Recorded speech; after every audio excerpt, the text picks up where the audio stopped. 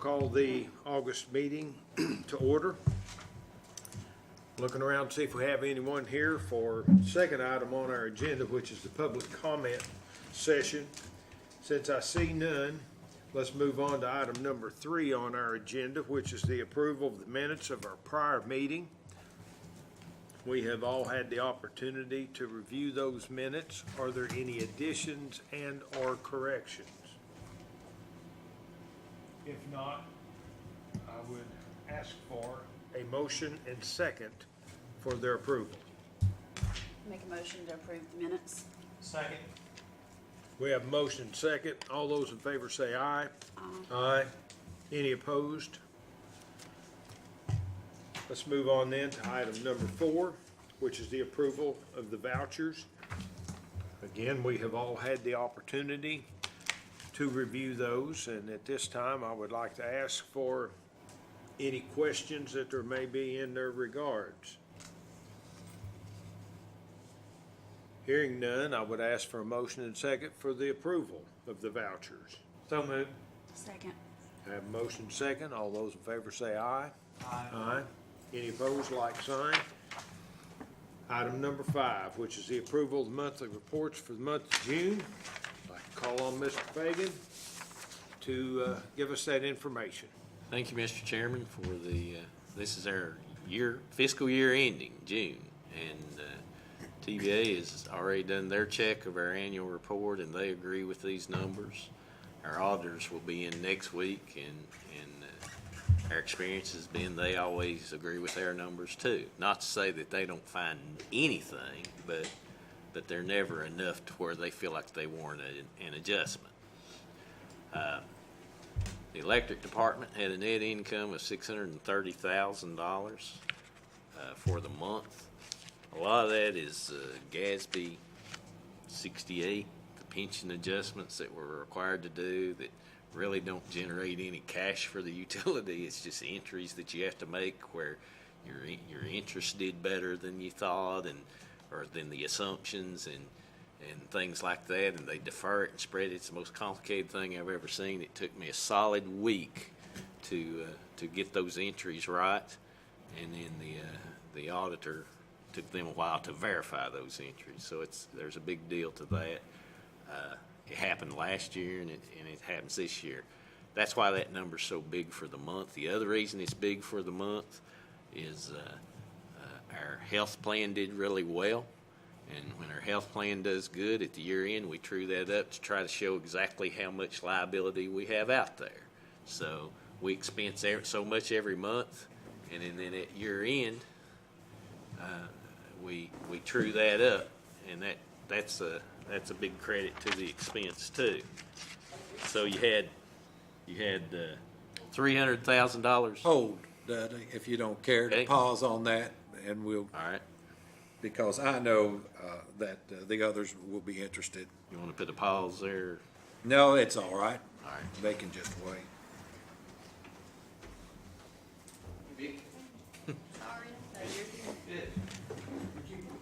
Rewind that All just right, a little I bit if you will. don't care. I will. Vicki, we're going over the revenue expense summary for the year. This is the fiscal year ending. TVA's done their check and agreed with our numbers, and the auditors will be in next month to verify both the electric and the water. The electric department had a net income of $630,000. A lot of that's attributable to GASB 68 entry for pensions. I don't know if you ever dealt with that, but they're very complicated entries. Yes, I It know. doesn't really generate cash. It looks like on your statement you're generating cash, but it's not. It's a book entry. And that was a $308,000 credit for the month. And our health plan did really well. And that was for the year, and we true that up at year end because we're self-funded, and we're going to talk more about that later. That was a $166,000 credit for the month, which is really for the year. Don't get me wrong, it's for the year. But so you end up with a $630,000 net income. If you look over here at our budget numbers, we were 100% of what we budgeted for our sales. 98% on the power cost. That's a big difference right there because when your margin increases, that's 900,000, you know, and that goes straight to the bottom line. That margin does. So that's why we're so far ahead of the forecast. Not to mention that our expenses for the year were under what we anticipated, and a lot of that is the mild winter we had. We didn't have to fix storms damages like we have in the past. Which, by the way, we found out this week we're going to get about $18,000 FEMA money on these storms that we recently had last month. So that's good news. And that's really all I have on the electric. If you got specific question about the electric, I'll be glad to try to answer those. If not, I'll move to the water department. Any questions on electric? All right, water department. Water department, too, benefited from the Gatsby entries. You know, their entries, not quite as much, but it was like $63,000 credit for the Gatsby entry. It was $49,000 credit for the health entry.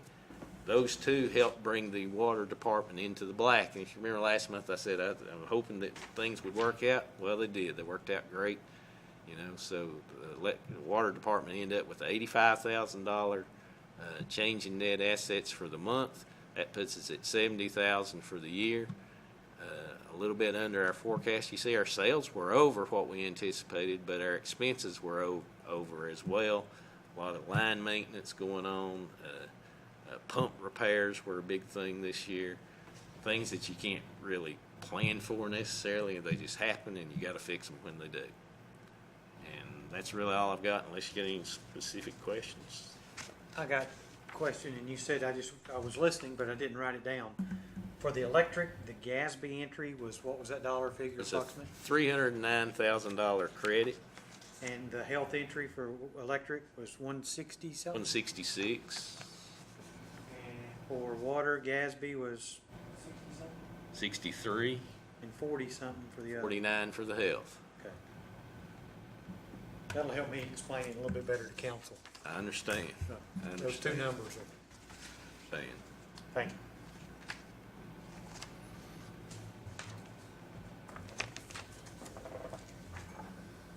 Good year. I'll put it that way. Good year. Both departments.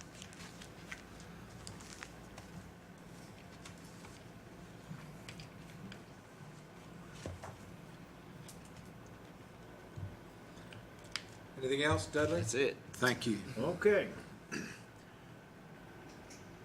We need a motion, and we need a second then, unless that there are additional questions or comments relative to the monthly reports for June, which are also closing out the fiscal year.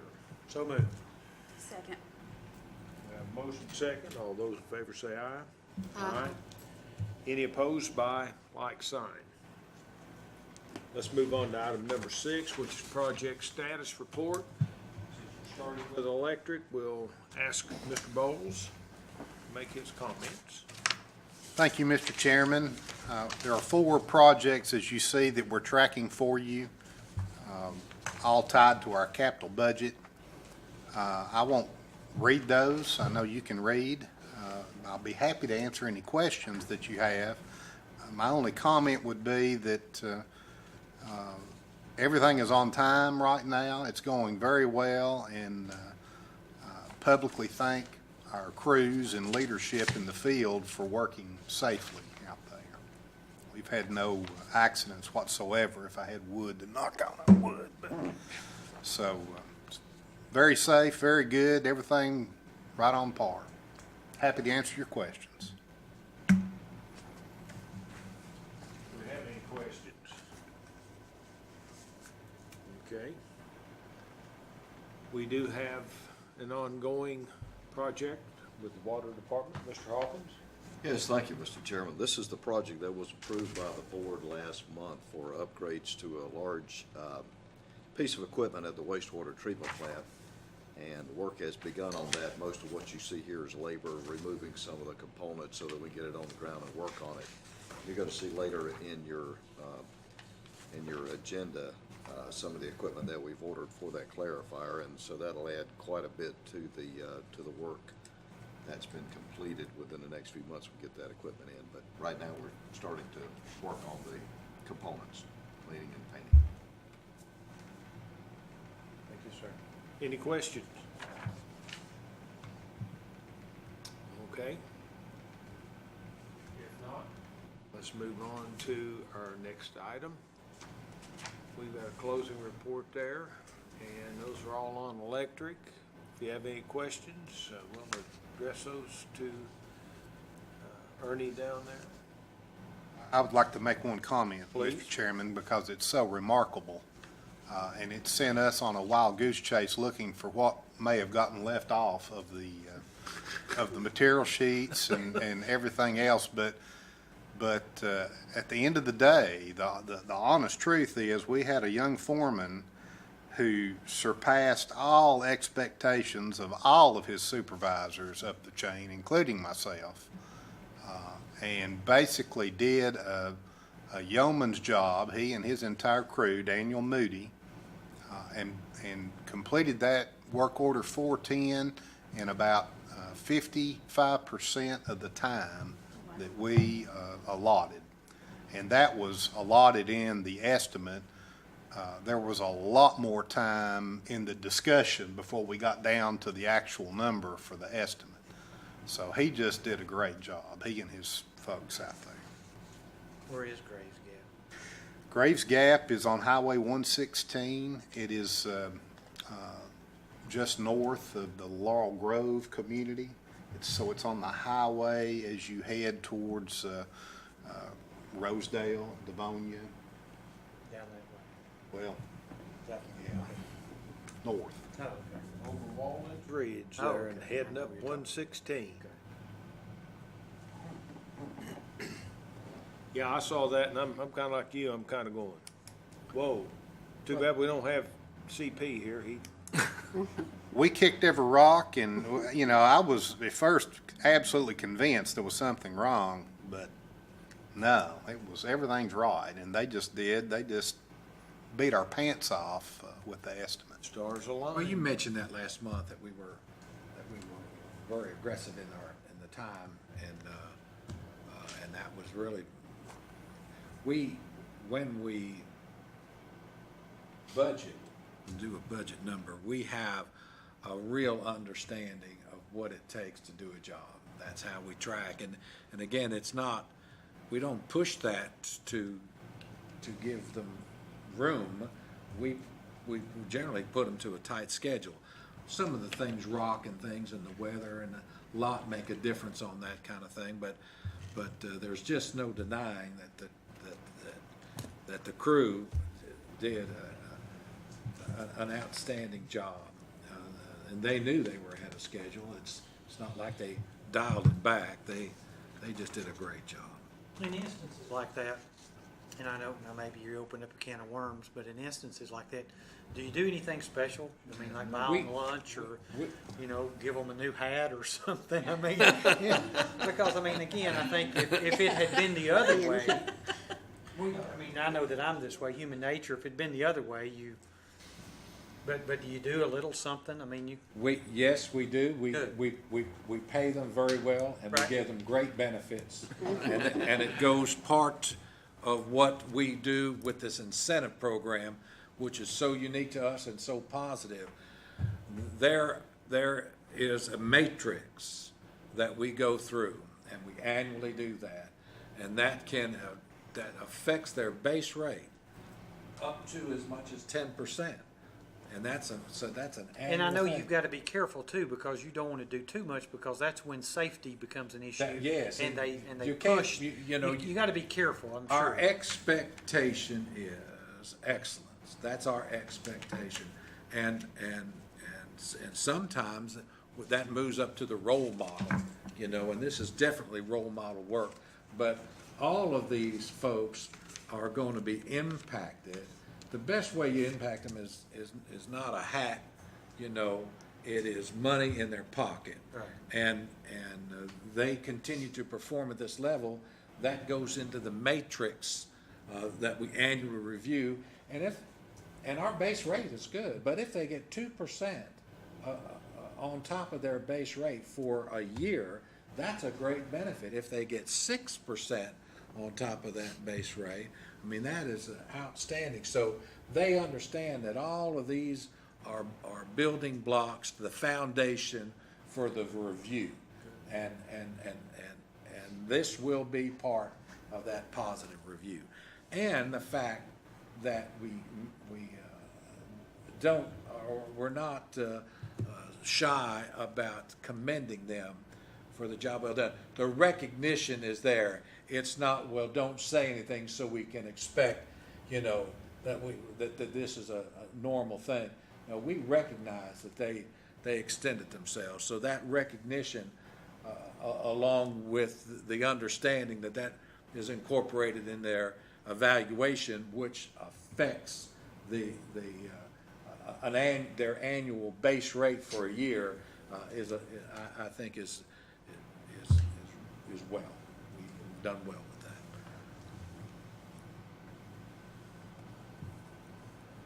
Any other comments? Okay. If not, then let's move on, pardon me, to item number 7. It's the approval of purchase order. And the first one is, involves electric. And, Mr. Ernie, I'll let you talk about those two items. Thank you, Mr. Chairman. These two very large vehicles are in our budget for this year. You can see the budget numbers are in brackets. So the overall numbers came in lower than we anticipated. You'll also see that we ended up with one bid, which is very unusual. We did ask for 2 bids, and if you looked in your iPad, you may have seen the copy of the email. Yeah, right here.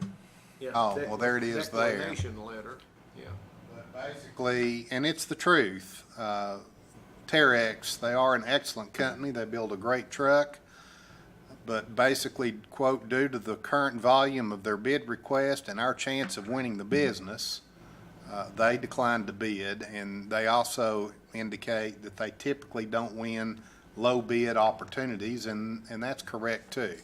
So they do build a very fine vehicle. We believe that, and we're very happy with our Altec vehicles. They are also top-notch. When we get one bid, we look back at history, and just to make sure we do a sanity check that prices haven't gotten jacked up or anything, and we did that, and these prices are very much in line with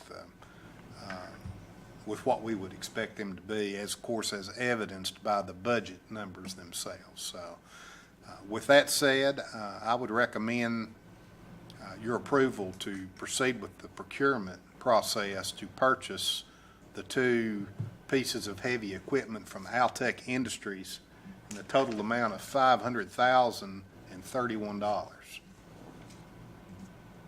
Any questions or discussion? Okay. When was the last time that we purchased Well, these similar vehicles? The Digger Derrick truck was in September of 2015. The cost of that unit was $266,000. And the cost of this unit is $281,966. The bid of Terex for the same truck back then was $283,000. So our price today is still less than the bid of Terex in September of 2015. And we're not replacing the truck, the 2015 truck. That Right, was the right, last right. time we purchased Right. one, right? And there's a similar story for the bucket truck as well. I'd be glad to share that if you're interested, but it's, Yes. Do you mind? no. The bucket truck purchased was also in September, but it was in 2014. The cost of that unit was $203,900 as opposed to the $218,065 that we're paying today. But even then, the Terex bid was $236,096.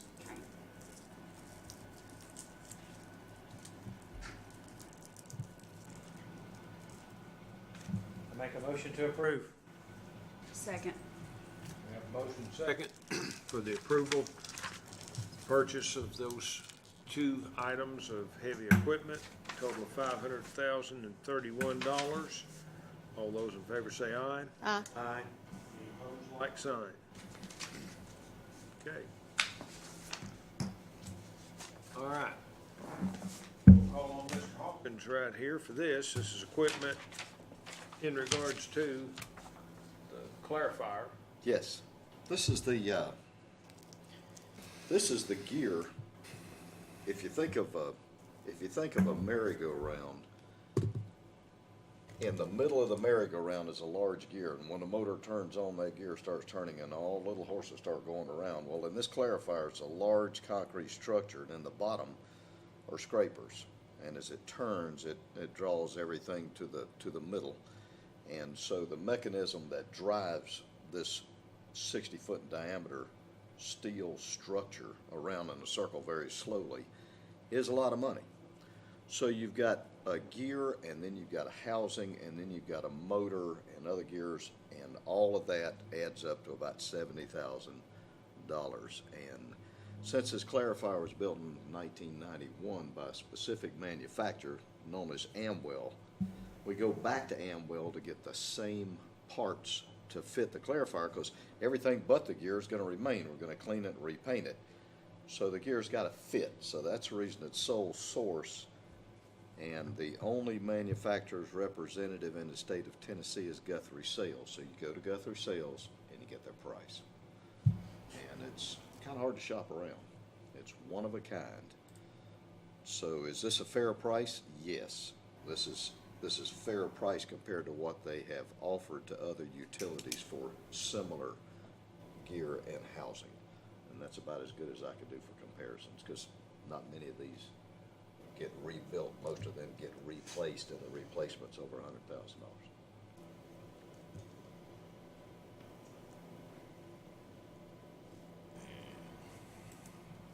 Okay. Any questions?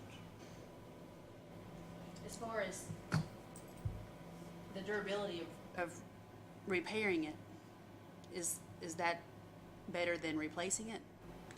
Well, the superstructure, although it's 26 years old, is in great shape. Okay. All it does is just move with the gear. The gear itself is doing all the work, and the torquing and the strain and the stress and everything. That's what wears out. Everything else just hanging there in water, floating around. So we've did a thorough examination before we even decided that we would do this work in-house. Instead of replacing the whole mechanism, we decided to clean up and paint, and in doing that, we determined that, and we had the manufacturer's rep come out and look at it, and they told us this can be saved, repaired, repainted, this needs to be replaced. So it's not like something that we came up with ourselves. But the gear itself, you take off of the superstructure, the gear comes out. It's like replacing a wheel bearing or something like that. Right. You save the wheel and you put the bearing back in. So it just drops back in. Okay. You get a crane, you take one out, you drop this one in. So did that answer your question? Yes, yes. So we hope to get another 27 years. Out of it. As long as I need. That's what I think. Minimize what we call the deep dive to find out what the problem is down there, because we haven't found volunteers to put that mask on to dive down to unclog that thing. And this is all tied to that work order that Dan just reported Yes. on to. Right. Yes. This is the bulk of the, well, this is You the know, and of course, largest- and that's within the when you budgeted that's, I mean, it all falls within the budget. Right. This is what we think is the least expensive answer to fix the problem. Absolutely. That will not be a short step. we're comfortable that it is a full repair. My question was if by repairing this, that we would get another 25 years out of the whole mechanism. So that's where I was going with that Yeah, question. I understand you, question. That's- because you're, which I appreciate, you want to make sure is a if we're just gonna get is a 5 years new, out of it, is then a let's, new, you know. the better way, because we don't want to, we don't want a Band-Aid, and then we're back again in 8 years with another 70,000. Absolutely. Where we should make the full jump, and I appreciate that. And we wouldn't do that. No. So we need a motion to approve this? That's what I I'm make- saying. I We make do. a motion to approve it. I second it. I have a motion second. All those in favor say aye. Aye. Aye. All right, let's move on. This is work order number 600, which is number 8 on our agenda. Mr. Bowles? Thank you, Mr. Chairman. This work here, line work, to be performed by our own forces up around the Clear Branch Road area. It's in your budget, capital outlay for $240,000. Final engineering, we've come in just under that, we believe. Feel pretty comfortable with those numbers. This will replace a section of small copper line. We are really targeting making concerted efforts to remove the small copper lines from our system. They're very dangerous to work on. And we also look at opportunities to tie two major feeders together. So if we can kill those two birds with one stone, we can then get to our flip-flop, our flizzer, or as Greg says, fizzler scheme Laugh, please don't laugh, even smile. Called it that we talked about a few months ago. So with this construction, not only will we get rid of the small copper, but we will place the large ACWA pumping input station, their major station. We'll be in a position to put that in the flizzer type logic and technology, and improve service to everyone on both of the feeders up through there. So with that, we would recommend your authorization and approval to proceed with this work order 600. Questions? I'll make Since a I, motion to approve work order number 600. I second. we have a motion second. All those in favor say aye. Aye. Aye. Any opposed? Like sign. Thank you. Let's move on to item number 9. That's done. I'm looking down there at Okay. Mr. Fagan. We're gonna, This is our annual Review our- report on our self-funded health benefits, and I think it was back in the 80s when we started self-funded, wasn't it, Greg? Was it the 84. 80s? Yeah. And we saved tremendous amount of money over the years. This doesn't even indicate how much we've really saved, because until about 5 years ago, we just tried to fund it at what we needed to. And then just to show a comparison of how it really was doing, we decided to fund it at what a fully funded plan would cost. So if we were buying this plan from Blue Cross, it would cost this much per family and this much per individual, and we funded at that rate. We pay the actual claims out of that, though. Here's how it works. So last year we had a reserve forward of 1.5 million, and we deposited through that method I'm talking about $2 million, $2,097,000. We had COBRA premiums where people have retired or left and they're paying premiums of that much. That's your funds coming in. What we've paid out are the claims. The actual claims were $1.351 million, and we paid Blue Cross $74,000 to admin that. That way it keeps us totally out of that. The excess risk is an insurance that we buy for $85,000 deductible per person. So when a person goes beyond $85,000, then this excess risk picks up from there on. Years ago, it was a lot less, but they keep forcing us to raise that because they make it where it's so expensive, you have to raise it, and I get that too. And sometimes we use it and sometimes we don't, but you've got to have it. You know, if you have a couple of premature babies, twins, which we've had before, that can be $1 million, you know, so you've got to have that insurance. We've had transplants years in the past. We've had all kinds of things, you know, so you've got to have that. But if you take all that together at the year end, we got $2 million in that reserve, so the reserve gains. So that's what you call a successful year on the health plan. Now, to break it down for you a little more, here's how the medical's done the last 4 years. You know, it went up, went down, went up. It doesn't take much to get that. That's about $120,000 difference from last year. It doesn't take much to get that to go up. I mean, you're talking a couple of knees, a back, a hip, you know, things like that. You can get there in a hurry. But we're pretty happy with that. We're still lower than we were the year before.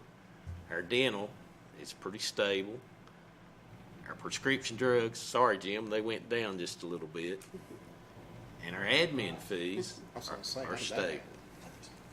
So, and the excess risk is stable because what we've done is we've tweaked that deductible from 80 to 85 to hold that cost. And that's where we end up for the year. So it's a great year for the health plan. And I don't see any reason. There's a lot of utilities that don't do this that should have done that years ago because the $2 million we have in reserve doesn't even touch what we're really ahead. If you went all the way back to 84 when we started this, I don't know where it'd be. It could be $10 million. You know, it'd be unbelievable. But the health plan being self-funded really works. It works because of the culture that we have, this wellness, but all throughout the process. In '84, to give you some background, Blue Cross and Blue Shield came with a 17% rate increase.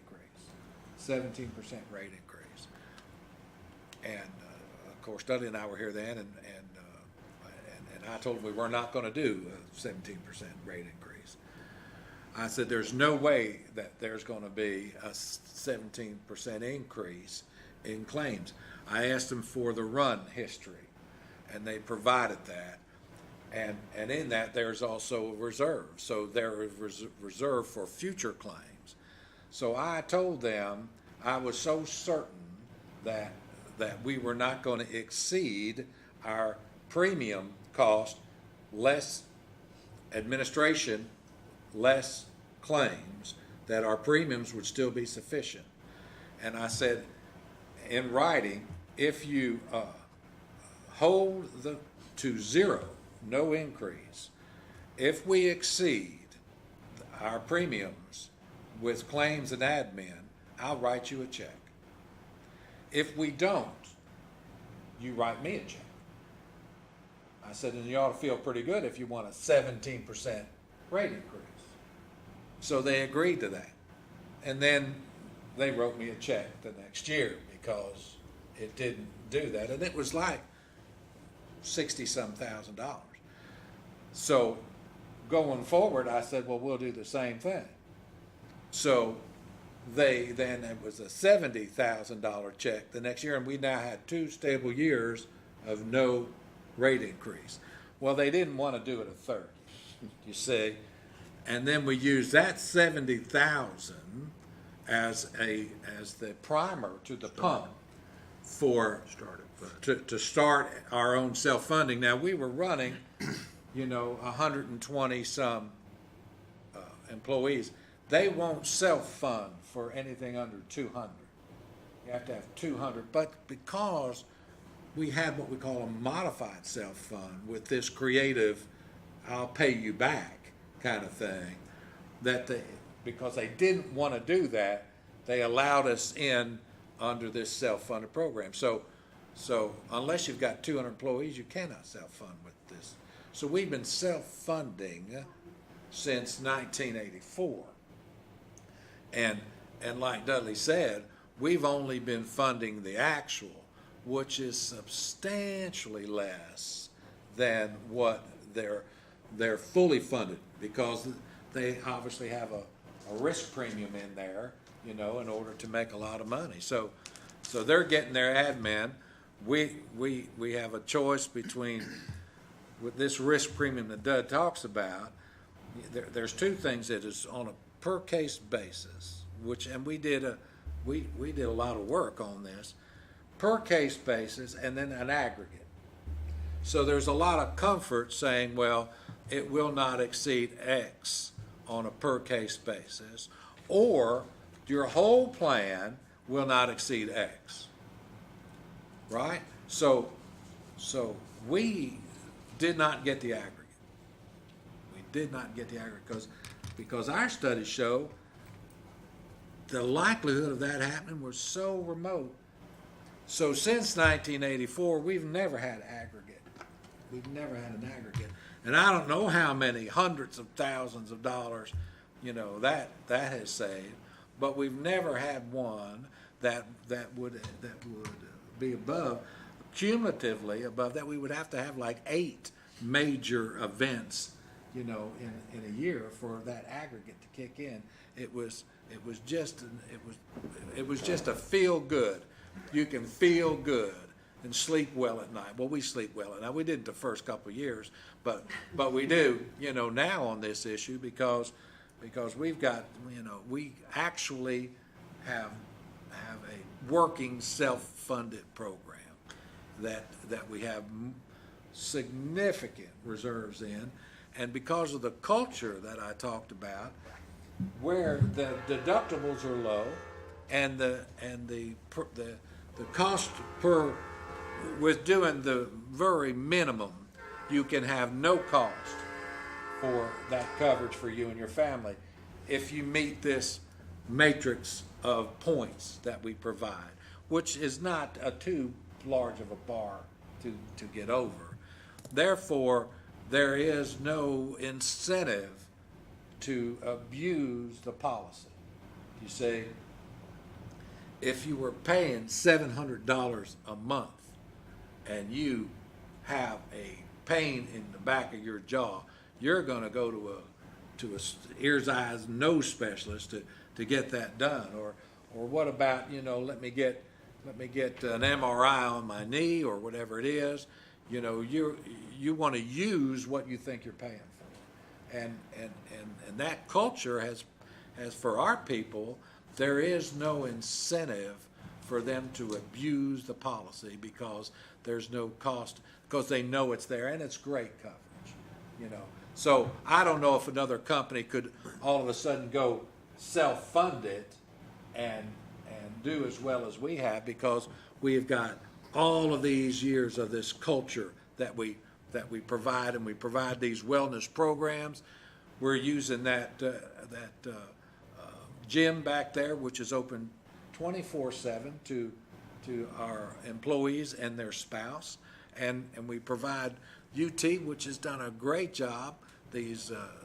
Which Dudley has these programs highlighted. You know, they have these different wellness munch and learns and women's health classes, and then we do blood draws and we do mammograms that we pay for and all of that kind of thing, which, by the way, you know, have detected, you know, because of what we do, we have early detection on some tremendously terrible diseases.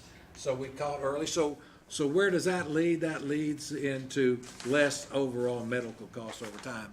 It is the trifecta of how to make a great program work, and it's worked for so many years, and we have, I think, gleaned the benefits from that. Well, the facts just show, you know, our costs are below anybody that I know to provide the benefit that we provide, the level of coverage that we provide, and the cost that it does to provide that. It's just unbeatable. So that's why we're $2 million ahead in 5 years, you know. What's the mechanics in the formula or whatever for putting money, like the health entry back into the electric, 166,000, How do you come up with that? Is that, Ask me that again. okay, in this Oh. report, Okay. you had $166,000 in the electric side. We're reducing the liability because every month, what we do is we expense what we deposit Okay, and we put a liability for what we deposit. Okay? But at year end, we take our actual claims hanging out there, and we can't have a $2 million liability when we've only showing $100,000 in claims laying Claims, out there. okay. So so you have that's to how bring you it back. true that up. And it would Yes. go the other way if, If it was Exactly. if you were upside down, it'd that's go the other exactly, way. that's That's exactly right. right. And is it split between the water and the electric based on employee Yes. specific, Not on specific claims, on the number of employees. on the number of total Yeah. employees? Because that's Yes. how you're paying. Okay, got it. Yes, Okay. yes. Now that, and this wellness program is something to really be proud of. I mean, it has caught stuff. I know it's caught stuff. And I talked with her earlier today, and she's okay with me saying, I'm not gonna say her name, but the mammography screening we did, it's caught one. She's got breast cancer. She's getting a port put in tomorrow. She had the screening last year. There was nothing there. This year, it's there. It's aggressive. She told me herself, she said, if it weren't for this program, I probably wouldn't have it done as timely, and it could have really been a lot worse. So that's the importance of this program. It saves us money, but mostly it saves our people. And these munch and learns, they send doctors. UT sends doctors out here to do these things. This integrative medicine, Dr. Clayton Bell out of UT, he's very good. If you're into that at all, I recommend you talk to him. He made me rethink a lot of that.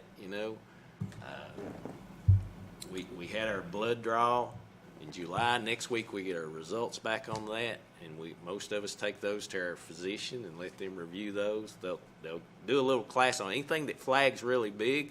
They're going to call you and talk to you about it. People wouldn't have those things done if we didn't do them. That's why we have the number of participants in there too. I mean, we've got 120 participants, on that biometric screening. You've got 118 on the comprehensive blood draw.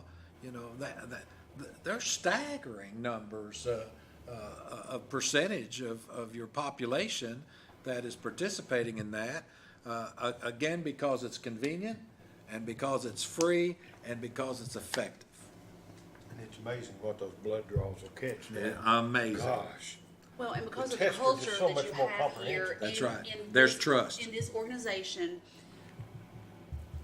the women and men talk amongst each other, and they encourage each other, just like what you're talking about with what this woman's going through. That's going to encourage other women, younger women, to start going and getting those screenings earlier to Hit it on. provide prevention for their Right. health, but it's also, like you said, going to benefit you all. We have urologists come in for not. prostate exams, we section off an area back there, and we should run them through like sheep, it's a joke, we asked for Dr. Little Hands, which is he's a very nice, well-known doctor, which we appreciate. But we do that. We've got melanoma screening, and when they come in and they look at that, I don't know of anybody that does that comprehensive screening like we do, and you see the cost for that. Dollars. It's just dollars. It's amazing, and of course, all of that's worked into what does it cost for healthcare for annual healthcare costs.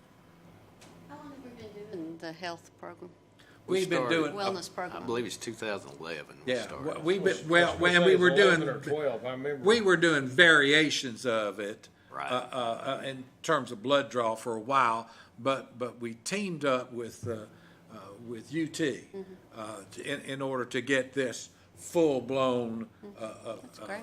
program. But we were doing blood draws for a long time, and that just showed us the value, and what else can we add, and so we add these things, and it's been tremendously good. A lot of these things, And if- they don't even charge us for, it's great. amazing, that the prostate exams and screenings and the classes, they don't even charge us for those. And And, I mean, And that, we went, that's we really went good. to, in order to get participation, and correct me if I'm wrong, but we went to, like, if you did different things, you got different points. You still, that's it, that's And, correct. and, well, I mean, it's still in effect right now, but I'm saying we started that, and, you know, it was tied in financially also, because if you didn't wanna do it, you're gonna pay part of your That's health correct. insurance. And so we did give them an incentive to do it, and now I think the biggest part of the incentive is I think that a lot of people are seeing that through like smoking cessation and various other programs, that they're enjoying a better quality of life. And that in turn, of course, is helping to hold our cost of our health plan down. And I mean, it's amazing how many, it's just amazing how everything's come together, right? so to speak, and how that we're reaping the benefits of it right now and will, in my opinion, in the future. And I couldn't remember if it's 11 or 12. I knew we've been doing it somewhere about 5 to 6 years now. And, you know, I mean, I feel really good about it. And you guys have done a great job. Of course, obviously, the people from UT have as well. They want more clients. UT does, and I've talked to other utilities, and they just don't see the benefit in it. I just It's can't amazing. understand it. You We know? just rolled out another new thing. It's $25, so you can you actually go online and you because you want to talk to a doctor, and you go online and you let them know what the issue is. You got this, you got your fever. You can always call a nurse, but this you get an actual doctor calling you back in 30 minutes, or, sometimes it's less than that, and you describe, what's going on, and your temperature, and this and that and the other, and depending on what it is, they can prescribe right over the phone, you see, and that keeps you, when you're sick and you're laying in You bed. don't wanna go sit in a sick doctor's No, office. and you know Track what something your else. what your problem is. You know what your problem is. And for $25, boom, that's taken care of. We use that. I use that I've myself. used it. I've used it. It's very convenient. It's a success. Is where And it keeps everything's the what kids we're from saying. skipping school. It's been a success. Mr. Fagan, do you have anything else to add? Didn't think so, but before I opened it up for questions from our board members, I wanted to see if there was, I'm I good. didn't want to cut you off, is what No, I'm I saying. appreciate that. I'm good. Thank you for all of this. This is very informative, just to see all the things that are taking place. Our employees really appreciate it. They do.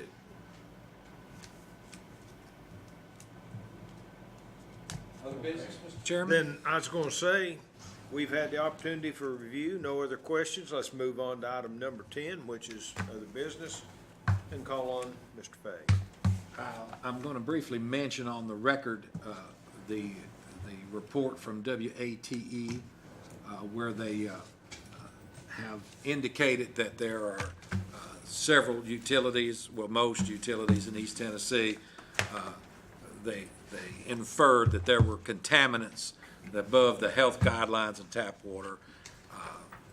I just want you to know that that really is completely misleading, because what they're referring to is the guidelines are referring to as the public health goals in California, which doesn't, as you know, they're very unique in that state, and those are public health goals. So what these contaminants and the levels that they're talking about have no relationship to any of the federal regulatory agencies or the standards set by the federal government or any state regulatory agencies or standards set by the state of Tennessee. CB, as well as many of these others, as far as I know, but certainly I can speak for Cub, we have never been, never been in violations, zero violations. We test hundreds of times a day, thousands and thousands of times annually, and we report monthly to the state, and annually you get this water quality report that we mail to all of our customers. 0 violations. Your water is safer than what you can buy in bottled water in a store. No matter what you use your water for, you can put our water in formula for your baby, or you can wash your car in it. It makes no difference. It's the same quality of water. And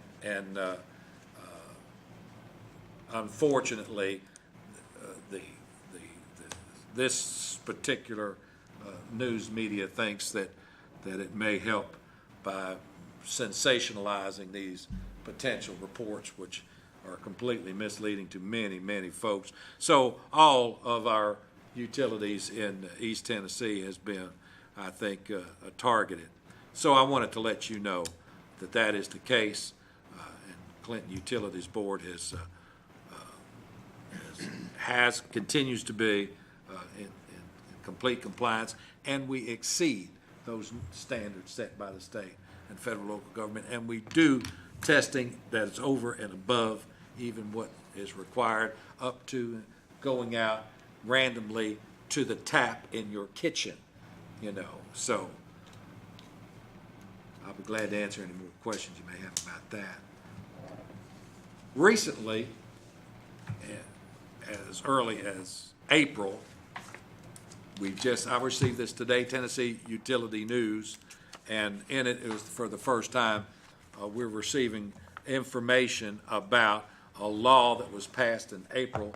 Jim brought it to my attention several weeks ago, that the TCA is requiring, and I think rightly so, a training for utility board members as it relates to water and wastewater. Many of these districts, as you may remember, have been in the news because of an abuse of board or utility district money, which is different than a municipal utility. These run on a different, some do, on a different line. So the state, in their wisdom, said, well, we need to get training for board members. Now some of these do $180,000 a year, you say. So they want to make sure that the level of sophistication through the board it meets this minimum. This doesn't affect electric because there's been no abuses and there's oversight by TVA. So they have a different level of comfortability with that, even though we're doing $80+ million a year in electric. So for water, where they snagged us is they included all water utilities and wastewater utilities, which includes municipals. So we fall under this TCA law that was passed in April, and what it requires is new board members or reappointed board members have a year to get 12 educational credits, which is a lot of hours, in terms of a time commitment. Currently, nobody here is under this umbrella, but assuming we have our friend reappointed, he will fall into this time clock of 1 year, and then he'll have a year to get 12 continuing education credits. My understanding, he was reappointed. I think we reappointed. If he has been reappointed, then he is in the clock, and he'll have a year. Now, they're just starting to catch up to the law to provide avenues for these education courses to be done. We're hopeful that in time, and maybe in time for Charles, that there can be some interaction on the computer that you can do a course over time that's convenient for you. But if not, we're gonna have to link him up, and you all over time. I mean, they've got courses now at Alcoa, and they've got some at TUAD, and they're providing Is these it 12 a year?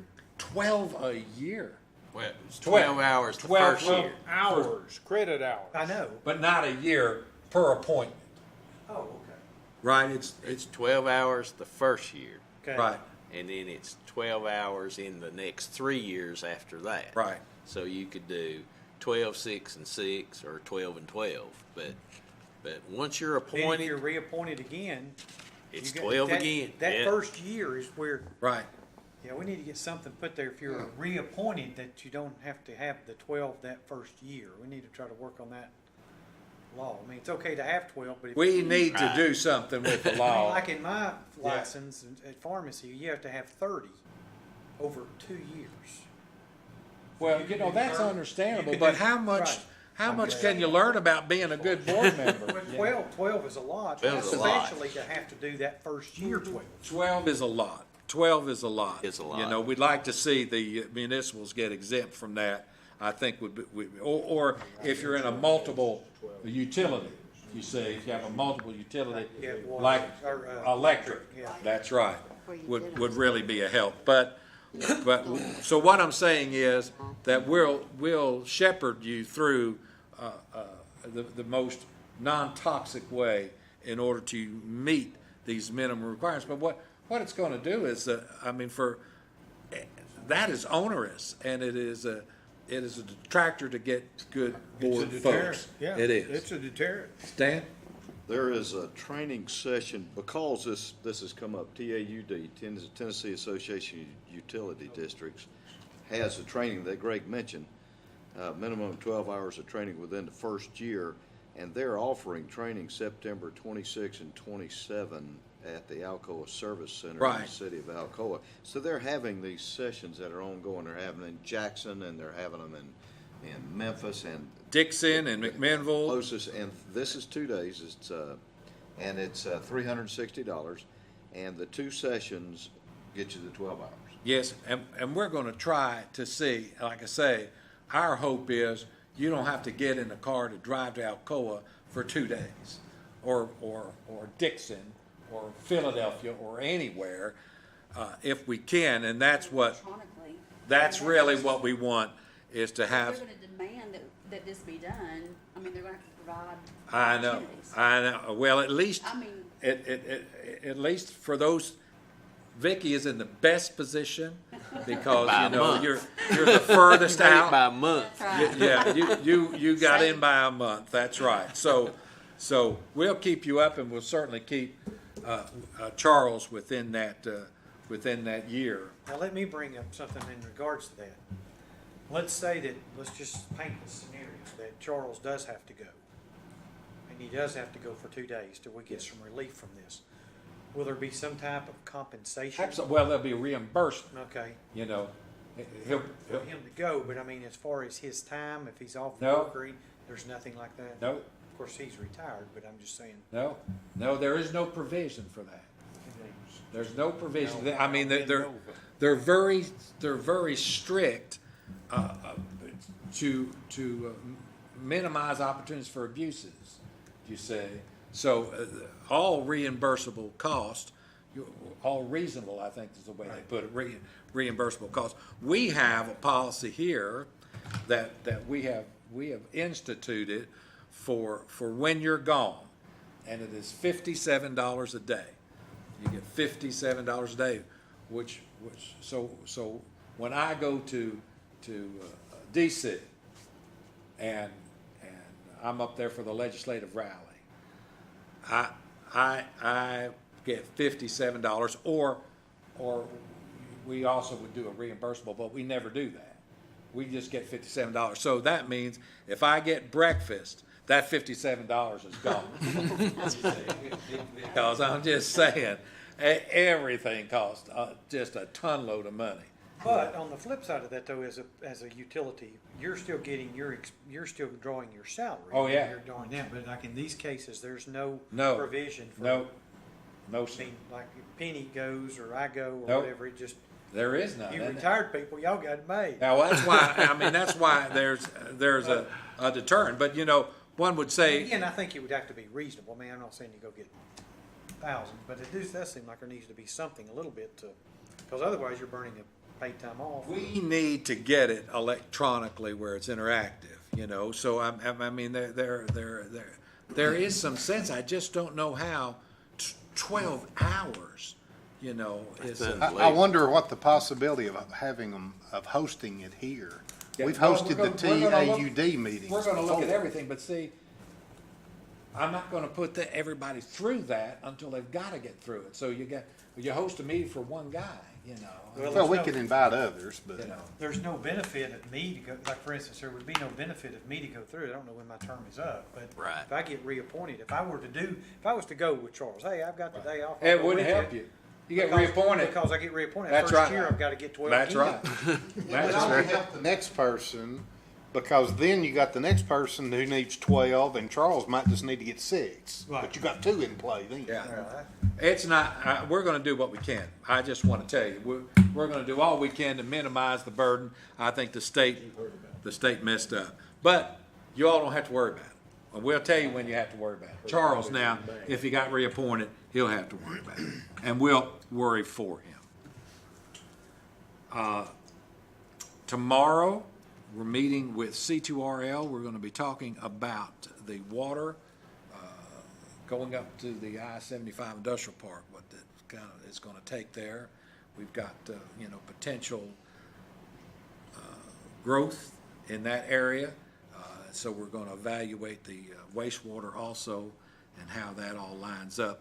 But I haven't forgotten, what I'm saying is I haven't forgotten about our desire, and I know you haven't either, specifically my desire to get water up north end there. So we're continuing in that process.